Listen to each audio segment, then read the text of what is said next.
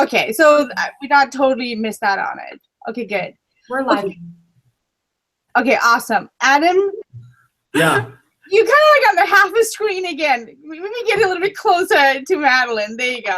We just need a wider angled lens for them. Yeah. Okay, perfect. Can you see Maddie? Wait. What? You see Maddie now, though? I can see Maddie. Okay. Yeah, I can see Maddie. I can see Get Maddie. rid of me. No, we're not gonna get rid of you. You and Whitney saved the day, so we're good. Okay, so I didn't do anything. regardless of it, you talk to me. That's enough for me right now. So Alex, she can't join us, so she actually emailed us her answers about the case, the DaCosta case. So she emailed it to us so we can be able to read through it. But before we go over it, it's basically it's requesting us on the part 1 to talk about 10 to 15 minutes, not longer than that, about sexual harassment background. So there's a couple of questions that are here. So first question is out to the team to help me understand or help each other to understand some background on sexual harassment law before you start the case. So I have none. none? No, I have no sexual harassment background. Just so Okay. you know. Okay, so this is brand new. Okay, honestly, I gotta think about it, but I can't think of any that I ever had. So what is your definition? Go ahead. I guess I can bring one up. It's not a personal experience, but my dad works for a company out east, and he had an employee come to him about a situation similar to one in the case, and the employee was receiving inappropriate text messages from another employee, and they knew each other before she moved to the company, so she was like a new employee, and the one that was sending inappropriate text messages was I think her superior. So I don't know the situation, like how it ended up resolving itself, or I know they couldn't fire the individual because it had happened before the person who's being harassed was at the company, and so it was like not connected, if that makes sense. The employee was just not comfortable working with that individual, so I think that person got moved to a different division, basically, is what happened. Okay, so nobody actually reported it, like nobody called the ethics hotline or anything like that? No, just that it had gotten around the office, like it had been talked about, so it like tarnished the reputation of the perpetrator, I guess. Okay. And they couldn't do anything about it because he hadn't committed the harassment within the workplace or even during like time that individual was working there. So Okay. I know that it was brought up when I found out about it. It was being put through investigation. I see. So that means somebody did call. Somebody did something in order to create. Yeah, because my father was given the information from the person who felt inappropriate about it or was it uncomfortable with the situation. So yes, just not HR. My dad's not HR, so. Okay. Okay. Thank you for that. Anyone else has a background at all, or was in a situation, or anything like that? Okay. So let's go to the next question. What is the definition of a sexual harassment? What is sexual harassment? Any attention you're uncomfortable with, right? Right. That's how I see it, right? If somebody Be uncomfortable, like the case, if she didn't feel like it was sexual harassment, then it wasn't. Yeah, if it was like right. condoned.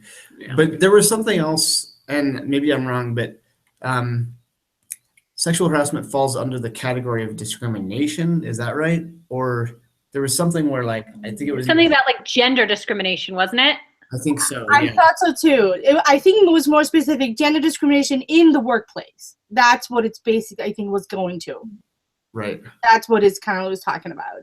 So, but based on the not the case, based on the law that I read, anything like you said that makes you uncomfortable as a male towards a female or vice versa, right? That's how I'm. But can it be? But It could be can it both be a ways. man and a man or a woman and a woman?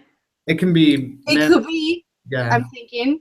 Like if I say something to Madeline that makes her uncomfortable, couldn't that be sexual harassment? Yes. It could. It could fall onto that. I mean, you got. Especially in today's day and age. In today's day and age, with gender fluidity and everything, Right. everybody's a victim and everybody's an attacker. Yep. You can't trust anybody. Absolutely. Absolutely. Okay. So we basically have a general idea of what a sexual harassment is. So you get uncomfortable, you get to reach the point, you limit, then that's it. That you reached it basically, right? So based on the Martinez story though, does her situation constitute sexual harassment? Yes. Absolutely.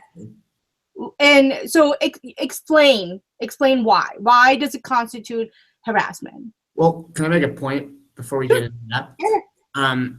One thing that the case kind of alluded to, but it wasn't like strong on the point that we don't know the other guy's point of view. Like sometimes employees who don't like their superior, like it's sad to say this, will say things to get them in trouble. So I'm not saying it's the case. We just have one side of the story though, right? Right. So like from our perspective, we can just say yes, like there was sexual harassment, but then there's the other side of the story that we don't know, and that's a real world situation. Like that could be the case where no sexual harassment was actually committed, but an employee is trying to get back at a superior. Okay. So Well, exactly like in the situation that you were saying with your dad's company, mhm. you know, that That's why they have to investigate it because they don't know the other person's exactly. side of the story. And it's kind of like, okay, well, this wasn't even at our company. What kind of phone calls or text messages are we talking about? Is this something that you just need to suck it up and get over because you didn't like the relationship? Or I don't know. I kind of think that, and I know this is insensitive and I tend to be a cold-hearted person, but sometimes I just feel like people need to stop being so emotional and get over it and move on. I agree with you. Okay. Okay. I feel when it's a little bit wow, yes, but in a way I agree with you, but in a way maybe I'm more what's the word, sympathetic. Is that it? You know, I'm kind of like that, but I think it depends on the person, right? So And that's why we need all kinds of kinds here, because there are people like me who don't care and think you should just move on. And that's why they need other people to care. okay, but there's also a part of it you care too much, right? Because you don't want to hear the other part or the other side of the story. So based on what I'm understanding, so because we only heard one side of the story, yes, we don't know if that other side of the story is, if her story is blown out, right? She could be Could the relationship have been consensual? right. And We she don't doesn't know. want her husband to find out because she was actually cheating on her husband. Oh boy. Her whole marriage. That's another case, dear. Yeah, So- Karen, I opened like a No, can but of it's a worms. good point to think about. There are some lines. It's like, yeah, you need to grow up, dear. Or it's like, okay, we can help you out with this situation. We can be sympathetic, but there is a time where you need to. Like in her situation, let's say, okay, this guy, you know, she's telling 100% the truth, and we, you know, his side of the story is pretty much the same thing. This is absolutely sexual harassment. There was breast touching. There was, you know, it wasn't just comments. Like this was a big deal. And so in particular of this case, yes, I kind of think it's fairly cut and dry as long as his side of the story corroborates hers. Okay. So going right into the next question, would this be considered, based on what the story said, would this be considered a quid pro quo or hostile work environment? So here's a part of it. There's not enough information here to say it's a quid pro quo, but she mentioned that she's afraid of being fired, which may imply there's a quid pro quo. So based on what the information we have, can we say that's what it is? I feel like there was some kind of work. Oh, sorry. Go ahead. No, you go. Your comment's probably a lot better than mine. I doubt it. But I just remember, like, when she was describing the event, the perpetrator said something that it kind of alluded to me, and I don't remember the exact wording, that he was threatening her. Does that make sense? Yeah. So Yeah. that would make me think it's quid quo. Whatever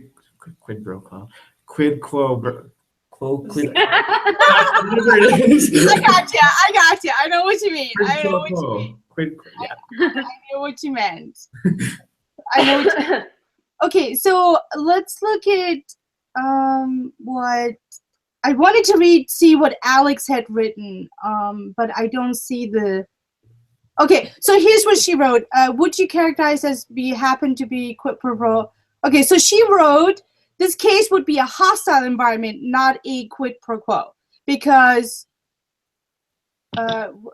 French isn't threatening Julia with a do this or I will fire you thing. Instead, French is making Julia extremely uncomfortable in her workplace, and his actions are interfering with her work. For example, the last time Julia tried to do her job, giving French some paperwork, he made unwanted advances, touching her without permission. Julia sounded very distressed over the phone, so an assumption would be made that from now on, she'd be very hesitant to send French any more paperwork. If the paperwork is late, then it is interfering with the efficiency of the business. Therefore, French actions are disrupting Julia's work. His actions are also causing her emotional grief. So that's what Alex wrote. Do you agree with her? Yeah, I do. I do. Okay. So we can say then yes.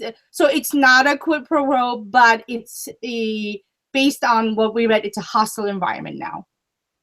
Yeah. Okay. I mean, it could go to that stage. It could lead to that level, no? Right? Because he could come around and say, if you don't bring the paperwork on time to me, well, guess what? This is what you're gonna do, or this is what you have to do, right?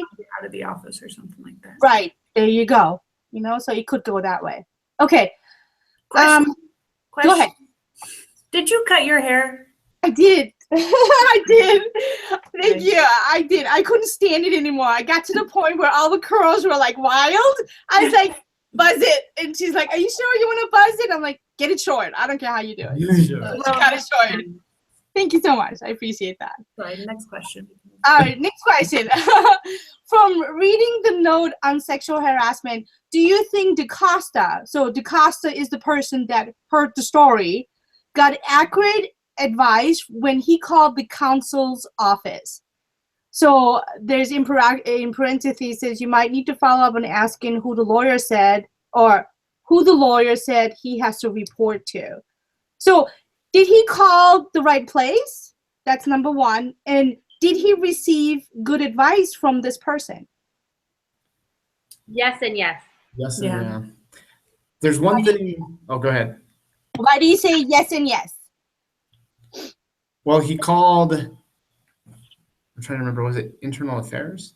It was the called their lawyer's office. Well, the counsel's office. That's what it was. And the EEOC deals with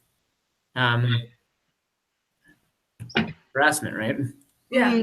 That's who you. That's who a complainant has to file that's who like a harassee has to file a complaint with before they can actually go with a federal suit against their harasser.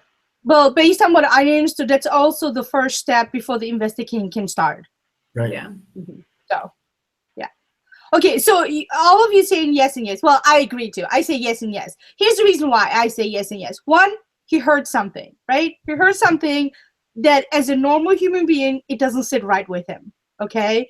So he's debating, what do? Do I talk to French first or do I talk to Martinez first, right?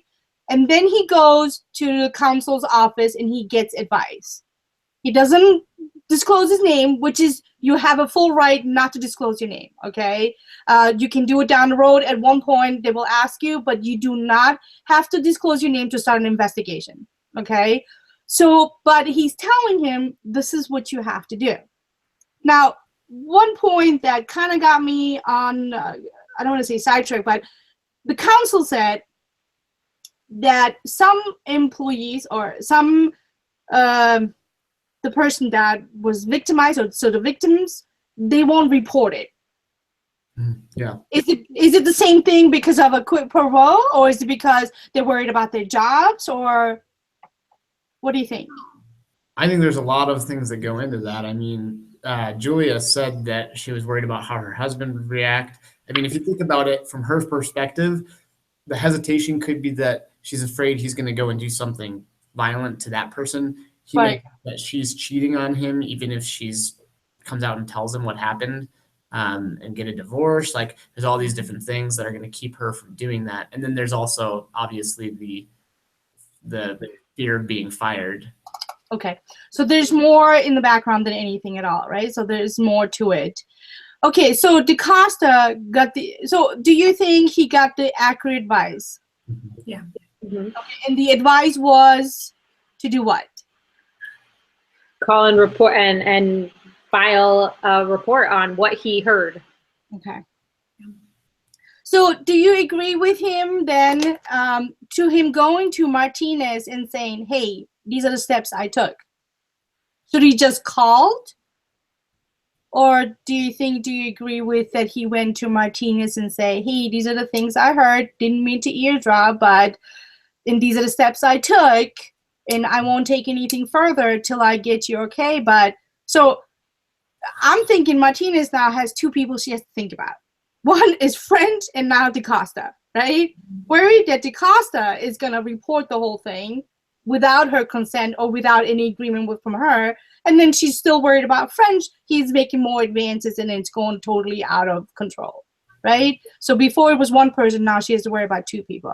Not that I'm saying that DaCosta has a Melissa's thing. He's doing the right thing, right? But Martinez is worrying about two things now. So, go ahead. But like, DaCosta could end up being her friend in this, since he knows. Then if it got really bad, then she knows that someone knows about it, and that he's willing. He did the research. Mhm. I'm glad that he told her what he did, because she knows that he's going to obey the law in this. Yeah. That it's not like I'm going to keep this a secret. He Yeah. was willing to go out and file the report. So I think, But he hasn't filed the report yet. Not yet. but He's he willing. he knows that he has to. Right. I think both of them know at the end of the day, that this report has to be filed. I think Martinez knows it as much as she's afraid, and DaCosta knows it too, right? Because the scenario that the council office gave to him, what if it comes to It's pretty court, final. right? And you get called to be a witness, and you have to swear in an oath. It's an oath. You can't lie. You gotta say, yes, I knew about it ahead of time, but I didn't report it, right? I think something that DaCosta needs to be very aware of, and with any situation in our lives too, is now he's also emotionally involved. And so because he hasn't already filed the complaint, he needs to be aware that like he needs to follow through no matter what she said, because that can really impact you. If you are emotionally involved, like you start questioning, like, is it really my place? He comes across in the case as saying like, I'm going to do it. But then he also told her like, before I do anything, I'm going to go by you with it, which could cause emotional attachment true. with it there too. Because now he has that, he feels her pain kind of, because he knows the situation, and he probably wants to go home and tell his wife about it because he needs to share something like that, but he really can't. Mhm. I kind of feel like he should, like, in the case, hey, dude, go. I love you. Go away. I kind of feel like because I feel like the case kind of left it open-ended. Like he hadn't filed the case, and he didn't seem like he was dead set on filing the report either, because she begged him not to. She begged him to keep it quiet and that she was going to file for a transfer and all these things. I kind of feel like he should have hung up and not talked to, is it Martinez? Yeah, Or Martinez? Yeah. Not talked to her, but just called and filed with the EEOC first, filed the report, and then talked to her and said, hey, I overheard your phone call. I filed the report. Just here is my unemotional, these are the facts. This is what I heard. It has nothing to do with you or how I feel about you or your emotional situation. I did what I had to do because the company and policy, this is what it states. And then he told her so that she could then, if she needed to tell her husband, if she needed to, whatever she needed to do after that, then she could take care of. But by telling her, I totally agree that then now he's emotionally involved and that's affecting his decision. And then if she then files a complaint afterwards and they find out that he was involved, that could affect his job. That could affect his livelihood and his family. And you know what? If I found out my husband did that, I would be furious. Like, you put my family at risk for somebody else that ended up that not being the right decision. So you're saying as soon as he got off with counsel, he should have called, taking the decision away from Martinez. Because it's not her decision. It's not. It's his, and whether he should do the right thing because law states it. It's the same thing. Obey the law. Okay. All right. I don't think in this case, I don't think there is a gray area. And maybe I'm oversimplifying it, at least on in his decision making. Right. Sure. Martinez, she has plenty of gray area. Right. Whether she wants to file a claim or not, or complaint, or just transfer. But as far as he's concerned, his decision is black and white. Okay. He overheard something, he has to report it. Are they going to investigate even if they just got DaCosta's file? Are they going to investigate once a victim has said something? No. As soon as somebody reports, the investigation starts. Okay. So that's how it usually works. Okay. So I had to call the ethics hotline once, and it wasn't anything for sexual harassment. It was something different. But even I was not involved in it, but I heard something, I witnessed something, and I called them. The investigation starts right then and there. It starts with the phone call being recorded, and then it goes from there. So it doesn't matter. It doesn't matter on that. Okay. Well, and then hopefully once he files his report, he can say, here's everything I know. Now take me out of the table. I've only heard this one thing, and separate yourself from the situation. I agree with you on that one. I 100% agree with you, because now he cannot go any further, because you know what? That's all I heard. I did not hear anything else. I heard one side of the conversation, and that's it. But what I heard prompted me to report it. And now, since he involved her before he reported it, he's now getting looped in to the whole situation. Now I know this guy. I sort of know her. I'm getting involved. And it's always better just cut it out. Don't be involved. Don't involve yourself in other people's situations. Just, you overhear something, report it. Now step back. Let the people who can actually do something do something. Well, that's the thing. So stick to the facts. And people make it to the point, by the time it gets to somebody else and whoever comes along, it's so out of proportion. You don't know what's true and what's not true any longer, you know? So I agree with you on that one, Whitney. Let me ask you one more question before we go to the DaCosta dilemma, okay? It says, why might a lawyer representing the company insist on instituting a formal investigatory process? Why would the lawyer want to do that? Yeah, why might a lawyer representing the company insist on an instituting a formal investigatory process? Well, kind of like what Winnie just said, if they just linger in it any longer, they're going to get entangled in it. If they investigate, then they're doing their part, and then they're going to be stepping back. But if they don't, then it's going to come in court. Okay. And Okay. the company's reputation is going to be tainted forever if they don't, step up to the plate as the company lawyer representing the whole company to get that done. Absolutely. Because the company's also held liable. Yeah. Right. If she wants to file a complaint, yeah, she can file a complaint against her harasser, but then guess what? She can file a complaint against the company. And that's where the money is. Absolutely. Always protect yourself. All right. So I'm going to go directly to the part 2, which says the DaCosta dilemma. We have literally about 15 minutes we can spend on it. So ask one student. I'm asking all of you. How would you evaluate Jack DaCosta's options at this point? What do you think he should do? Find out, so ask each student in your team what they think he should do. So we know Whitney. Whitney says, conversation, you heard the conversation, you called for counsel, report it, and get yourself out of it. Mm-hmm. Okay. What do you think, Adam? 100%. I think that's exactly what you need to do. I was thinking about this as you were reading the question. Should he go back and tell her what he's going to do? I don't think so. I think you just go and do it. You got to get it out of your hair because, again, the emotions are going to play into it. Yeah, because if you confront her before you do it, she's going to change your mind because she's going to rope you into it emotionally. So you got to do it and then go back to her and be like, you know what? I figured out that this is actually what I'm supposed to do. And I went for it. I called and I reported it. Okay. I reported it because I have to. This is where I stand.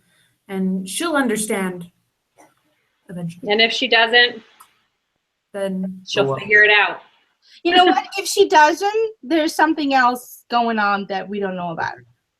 if she doesn't, yeah. Right. If she doesn't understand DaCosta's, right. Like Megan said, if she does not understand DaCosta's side, then there's something else going on that we didn't hear in the conversation, and it's totally something different. You know what I'm saying? So, okay. Perfect sense, and I agree with all of you. First. All right. For students who say to report, which I don't think, we all say report. So for students who say to report, ask them what they will explain to Julia Martinez about the decision. Are they willing to get her fired over this? So Why would she get fired? Well, hold on. Let me get to the 3 points. It says if they say she won't get fired because retaliation is illegal, ask what proof she has of harassment. Then does anything prevent her from boss from firing her for some other reason? And does filing a harassment claim prevent her from ever being fired? I'm going with the first one. It's retaliation is illegal, okay? And she has proof that he's doing. I mean, well, hold on. I gotta think about the story right now. Do I have to choose one of those 3? This is either. Well, because Whether she gets fired or not is none of my business. Right. She don't work for me. She's not my employee. I Right. overheard something. I reported it. I'm out. Is this saying she'd get fired by the superior who harassed her? Because I think during the investigation process, She can't be. can't be. She can be. But the question is, does anything prevent her boss, in this case French, from firing her for some other reason? Not that I can think of. It wasn't in the case. No. No, because she's been giving him the papers or whatever. Right. So no. As far as we know. There you go. As far as we know, does filing a harassment claim prevent her from ever being fired? No. The word No. that I'm circling is ever. No. Okay. Yeah. Because it's not a freebie that she can be working for the company forever now. Mhm. Right? She could be a terrible employee. Well, okay. Can I ask a question really quick though? Yes.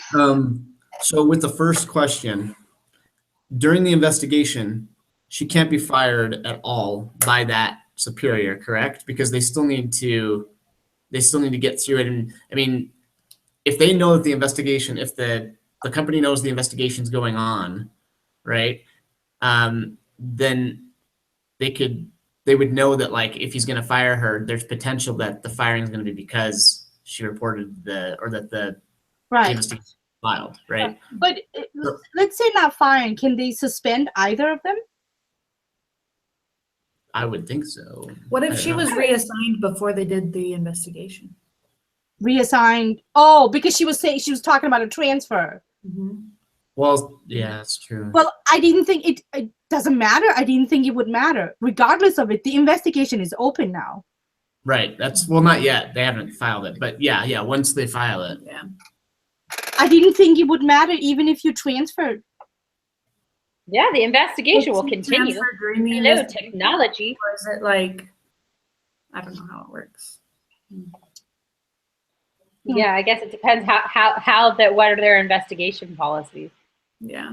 I would want my employee transferred because you wouldn't want them around that individual.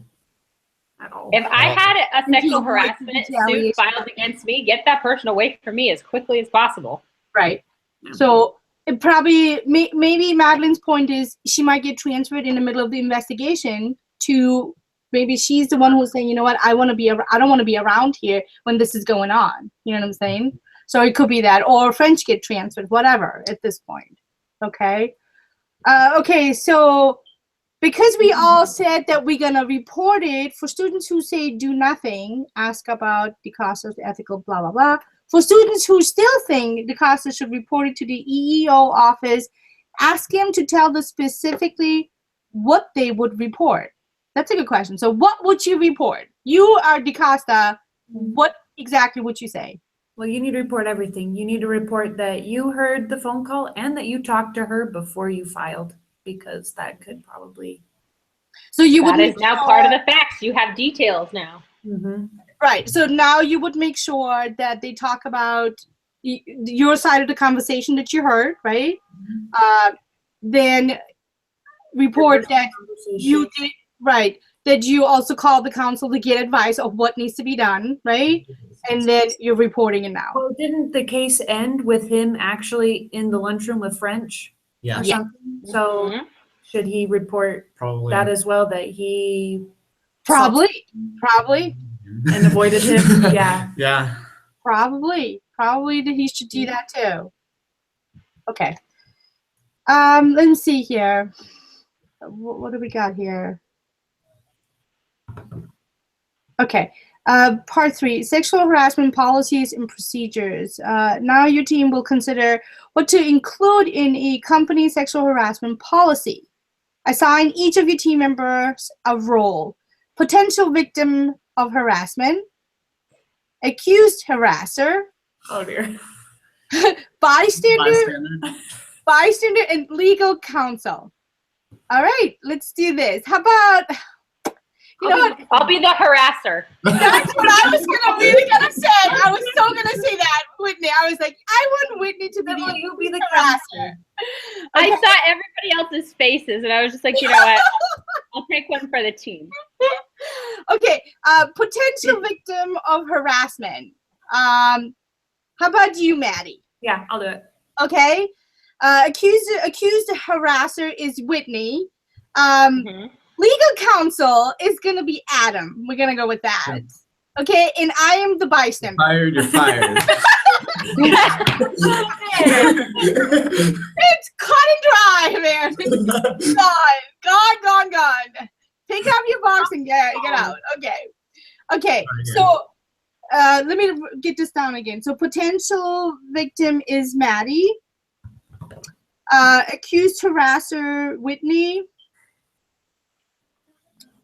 Bystander Sibel. And then legal counsel is Adam. Okay. If there's more than 5 members of your team, assign more than one person, blah, blah, blah. Give them 5 to 10 minutes to do the following. You have literally 4 minutes to do this, okay? We don't have a lot going on here. So, given your assigned role, identify the most important thing you want to see in the new policy and procedures that your organization is formulating to govern sexual harassment issues? This is based off. I of- want to see no punishment. You know what? That was my first thought. Seriously, I want to sweep under the rug. yeah, like as a bystander, that was my first thought. If I reported, I don't want no harassment, no Yeah. retaliation, no punishment. That will be I will strong fist anybody who will implement any policy. no strong Hold me fisting. accountable. Oh my gosh, we're gonna have a I like harassing people. I want to continue doing so. oh boy. Oh my god. Oh We have boy. 3 minutes. I'm good at this. Adam, your legal counsel, please speak out on this, will you? Okay. What do I want to see with this? Right. What would you be seeing with this? From a company perspective, is this based off of the case we just read, or is this based over the overarching case of like the doohickey that we're doing? I'm thinking it's overarching to the doohickey. Okay, so as legal counsel, I want to see that both individuals get to give their side of the story, Okay. and that we adequately question people within the company so that we know who the witnesses are, Okay. and we can involve them in the case as well. And then I would also want the company, honestly, I would want to make sure that these two who are involved would be separated through transferring or something, at least temporarily. Okay. So just totally out of my, not out of mind, but out of sight, basically. Mhm. Okay. Okay. I would appreciate some like video footage or email monitoring so that people could understand that this relationship was consensual. Like I'm innocent. You are so good at this, Whitney. You are. Okay. So Whitney being the accused harasser, she would make sure that there actually is evidence providing that she was the harasser. Is that what you're saying, Whitney? No, I would want evidence saying that I was innocent. Right. Yeah. I'm being accused of wrongdoing. Okay. Okay. So footage, evidence, anything of accused of being innocent. Okay. What about Maddie, you? So you being the potential victim of harassment. So, if I was a victim, I would want the policy or the procedure to be super quick. Like I want to report it once and be through with it. I don't want to think about it anymore. I don't want to, I just want to do a one-time deal and then you can start the investigation. Yeah, but I don't want to Don't drag it out, basically. drag it out. I agree with that as the accuser So, Yeah. or the harasser, Yeah. not accuser, a harasser. But hold on, wait a minute. So to having the investigation to be quick and not to drag it out wouldn't be for all 4 points? As the accuser, as the victim, as the bystander, as legal counsel? yeah, I think that'd Yeah, be for all of us. Definitely. That would go for all of Make us. it right? efficient. I mean, unless I'm getting paid. No. Yeah, I was gonna say legal counsel. You should be on. Money into all this. My ethics are just so off. We need hours of consults on this, Yeah. interviews. Well, I also like like what we were talking about, how the victim won't be fired during the inspection. I like that. Mhm. I would also appreciate availability to be transferred. Okay. Like if I didn't feel comfortable in my situation, I could move. Okay. So as a bystander, I think my biggest thing was no punishment for a person who's reporting it, right? Mhm. I didn't put myself in the situation in the first place, but I happened to be there, right? So unintentionally, I got pulled into it, but I've done my ethical duty and I reported it, and that's it. I don't want it to go any further than that, okay? And like being the victim or the potential victim, I don't want to be dragged out either, I want to report it once and once only. You got information, you got my phone call recording, You got all of that. Just go with that. You know what I'm saying? Okay, so that works for me. Let's see. What happens like if you report something and your name is tied to it? Like, what would that cause the company? Was the company going to be like, oh, you were the bystander, or like you were the hero who, you know, I wouldn't want that kind of attention. See, I don't want that either. Like, I don't want any. Be anonymous. Yep. Right. I don't want to be the hero because I don't think there's anything heroic in this whole thing. Yeah. Yeah, I think you should be able to be an anonymous bystander, Right. and they can just record your date and time, and that's and your story, what you saw or what you heard. right. But yeah, because, I don't know though. I don't know. That could backfire on you because you could have like an open investigation. For instance, the word gets out that there's an investigation because either the harasser gets pulled in saying, you know, all right, well, somebody filed a claim against you saying you sexually harassed this person. Well, then I can have all sorts of bystanders filing like witnessing statements saying, no, that was a consensual situation. Or, you know, I could have easily bystanders then calling on my behalf, and then you even flip it. Like, let's say she was unhappy with something that I said about her performance, a job review or something. She could then easily flip it on me. So you can't have anonymous bystanders. They have to be able to then come under for court. If it does go to court, it has to be able to. You have to be able to under oath. Makes sense. Do that. Well, what you could do, maybe the company could put together a policy that says, you know, once an inspection is over with, you don't talk about it anymore. I just don't worry about it, because then, you know, it'd be really awkward walk around the office and be like, oh, you were the bystander or you were the victim, whatever. I think it'd be. so that means the second the investigation is closed, that retaliation policy comes in play, basically, right? So that will be Adam saying, yes, we did the investigation, you can't do anything, but as soon as this closes, you cannot retaliate either if you find out who's who. Yeah. Okay. Okay. So, Lone Star wrap up. I can't remember what the Lone Star wrap up is. Hold on. Lone Star's Okay. the- Don't you think they should automatically have a like it for instance, if Madeline and I were in a situation, it should automatically be decided that she and I no longer work together. Because if I was indeed harassing her, Mhm. Right. all right, once the investigation's closed, if we're both still working there, let's say, yes, I harassed her, but it's my first offense, and maybe I didn't harass her so bad that I was fired. But if we're still working together, then I'm doing everything in my power to find a legitimate reason to fire her. Right.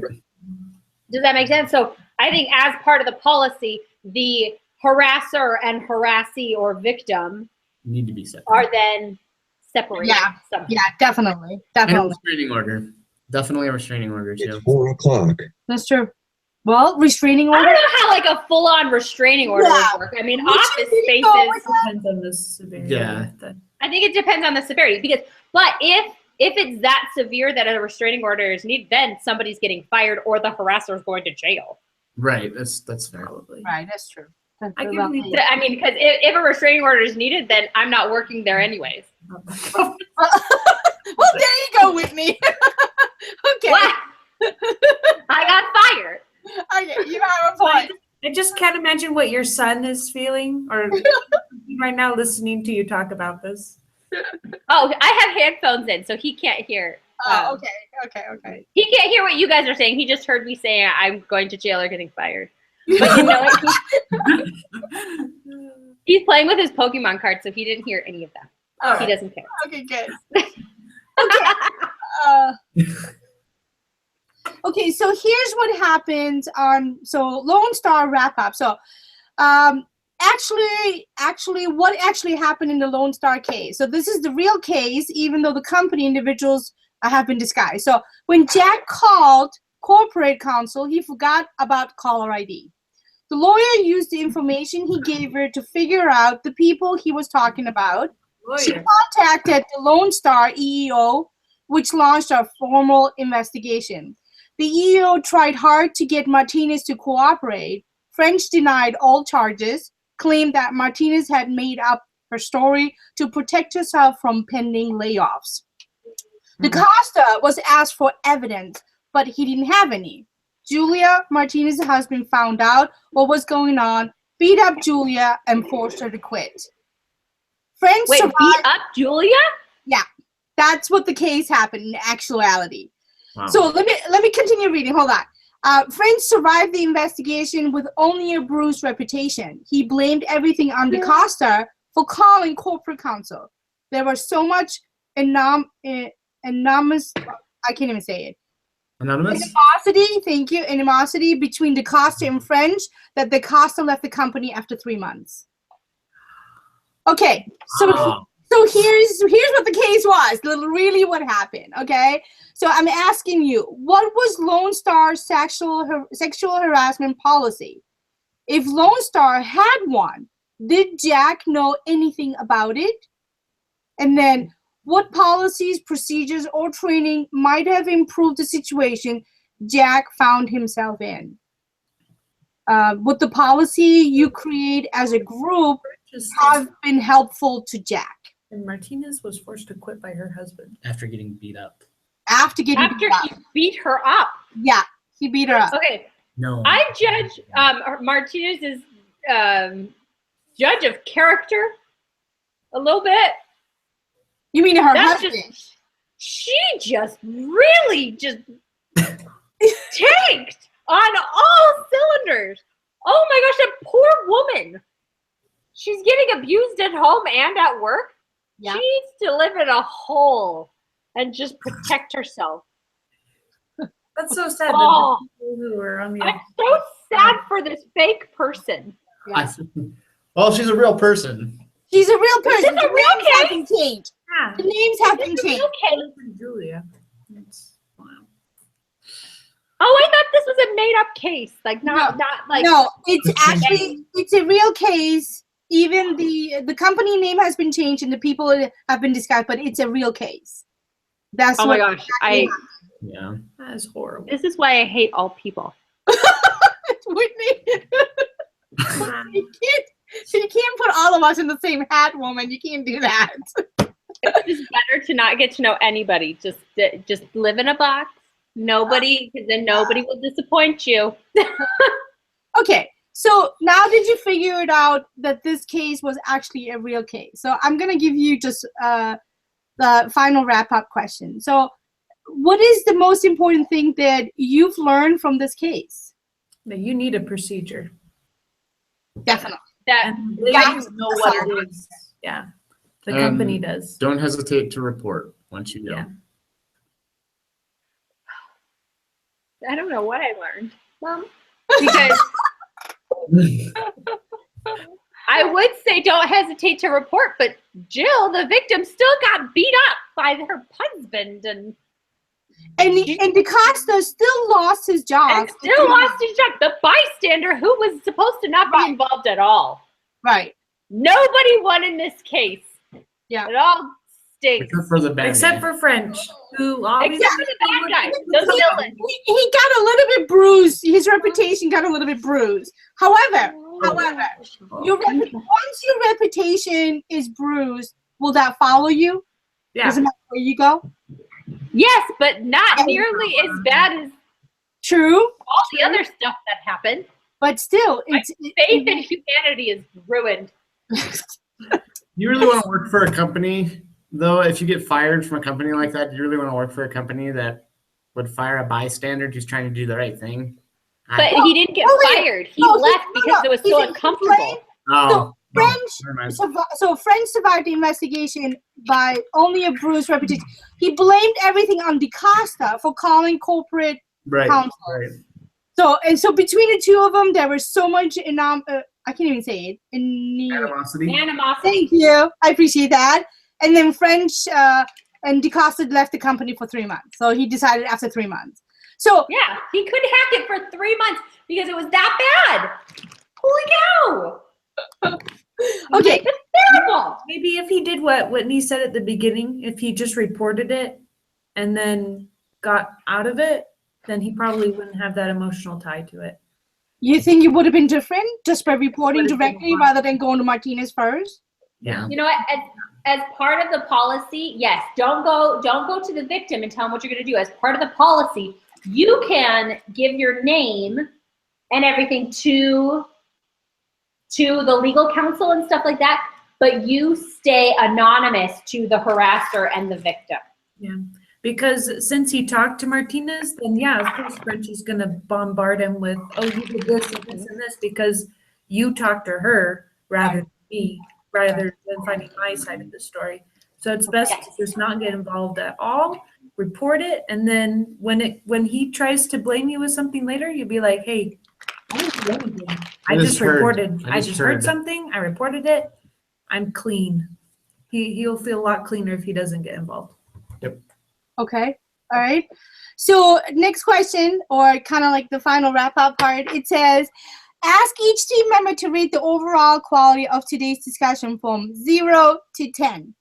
I'm giving it a 10 because of Whitney. I'm giving it a 10. I love Whitney's comments. Discussion, actually. I love it that she's so cut and dry. So for a person that is emotional, maybe involved into it, I love it that she's cut and dry. I do, because it's me teaching me. I got to learn to be cut and dry. Like, just cut it off. You know? Well, usually cut and dry works, except for in this case, where it doesn't work. doing the right thing, everybody lost. Yeah. I'm so heartbroken. Oh my gosh. We need to talk about something. I hate this case. What? What was that? We need to talk about something happy now, because now I'm just depressed. I'm emotional. Does anybody have any jokes? Have you guys read the soap maker and the rabbi? You've ever heard of the story? Maybe that will kind of help you. Okay, let me give you that story. How about that? Hold on. I will read the story to you. You guys will love it. Where are we at? It's called the Rabbi.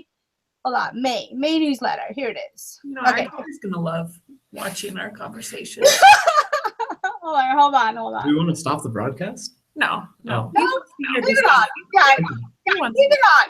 Okay, so the story goes as follows. Here goes. It's called The Rabbi and the Soap Maker. The story goes. I'm echoing. Somebody's echoing. Me or you guys? Get this way. That's okay. Okay, here it goes. There's an old Jewish tale about a soap maker who did not believe in God. One day, as he was walking with a rabbi, he said, "There's something I cannot understand. We have had religion for thousands of years, but everywhere you look, there's evil, corruption, dishonesty, injustice, pain, hunger, and violence. It appears that religion has not improved the world at all. So I ask you, what good is it?" The rabbi did not answer for a time, but continued walking with the soap maker. Eventually, they approached a playground where children covered in dust were playing in the dirt. "There's something I don't understand," said the rabbi. "Look at those children. We have had soap for thousands of years, and yet those children are filthy. What good is soap?" The soap maker replied, "But Rabbi, it isn't fair to blame soap for these dirty children. Soap has to be used before it can be accomplished its purpose." The rabbi smiled and said, "Exactly." So I love this part. I don't know if it's considered a joke or not, but it's actually one of the stories by President Uldorf. This was in April 2017 presidency message. It's called "The Just Shall Live by Faith." Yep. So I love Uldorf no matter what, right? Maybe because I'm from Germany, he's from Germany, kind of works out good, you know? So I'm going to leave it at that. And the last part, it says, you were the discussion leader. What part did you like best? I mean, I like our interaction. I like the fact that everyone is different, and it's teaching me that certain things I need to look at it cut and dry, certain things I can attach an emotion to it, but certain things it's going to be totally something different. So I love that part. And thank you for starting this whole thing because I totally messed up on the whole I'm getting online and all that stuff. I'm not very good at it. So thank you for that. You're welcome. Here, I'll stop it right here.